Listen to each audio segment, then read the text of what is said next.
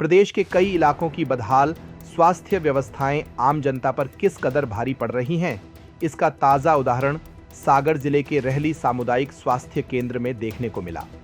बताया गया है कि यहां ग्राम किशनगढ़ के 17 वर्षीय युवक की आत्महत्या के बाद पोस्टमार्टम कराने के लिए परिजनों को 2 घंटे तक शव के पास बैठकर स्वीपर का इंतजार करना पड़ा।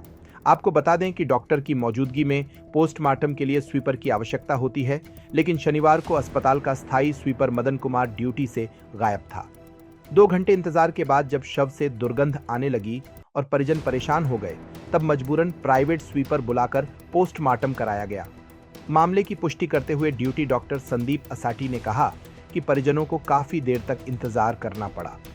स्थायी स्वीपर मदन कुमार प्रायः अनुपस्थित रहता है, साफ सफाई और पोस्टमार्टम जैसे कार्यों में रुचि नहीं लेता और न ही उसने छुट्टी का कोई आवेदन दिया था। सूत्रों की माने तो उक्त स्वीपर देवरी में निवास करता है और वहीं के किसी प्रभावशाली नेता के संरक्षण में रहली में मनमानी करता है। कई बार वह अस्पताल में हाजिरी रजिस्टर में एक साथ 5-6 दिन के हस्ताक्षर कर देता है। बहरहाल परिजनों ने मामले की शिकायत 181 जन सुनवाई पोर्टल पर की है।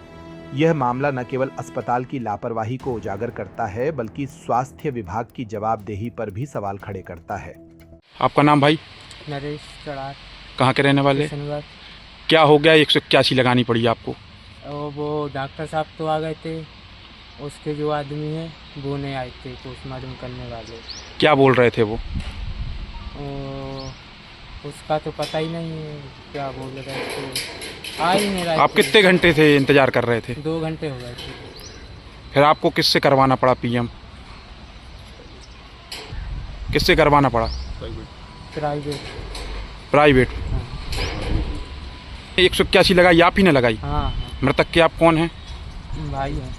क्या हो गया था भाई को? कुछ भी नहीं हुआ था, ऐसा ही शादी थी तो वो मड़वा करता है, वो लकड़ी काटने गया था, वहाँ से आया नहाया और फिर हम लोग चले गए मामा के यहाँ शादी में। उसका पता ही नहीं क्या हुआ, उसको कुछ समझ में आया है, उसने ऐसा कर लिया, सुसाइड कर लिया उसने। हाँ।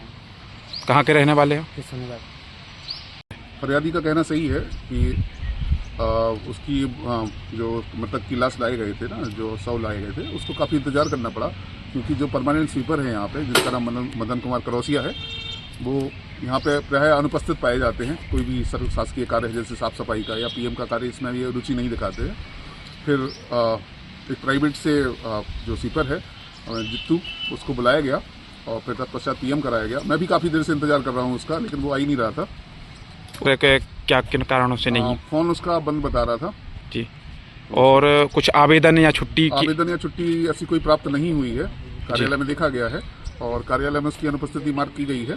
सर, बताया जाता कि वो शराब के नशे में भी रहता है, ऐसा कुछ? ये तो नहीं कह सकते हैं कि शराब के नशे में या कोई, लेकिन ये शासकीय कार्यालय से, अपने संस्था से प्रायः अनुपस्थित ही पाया जाता है और जब आता है तो 5-6 दिन के साइन कर देता है। सर, किसके दबाव में ऐसा कर रहा है? कुछ ऐसा कुछ आपको? ऐसा कुछ नहीं कह सकते कि किसके दबाव में कर रहा है, लेकिन जो भी है वहाँ देवरी में वो रहता है, वहाँ से ही कुछ संरक्षण उसको प्राप्त है।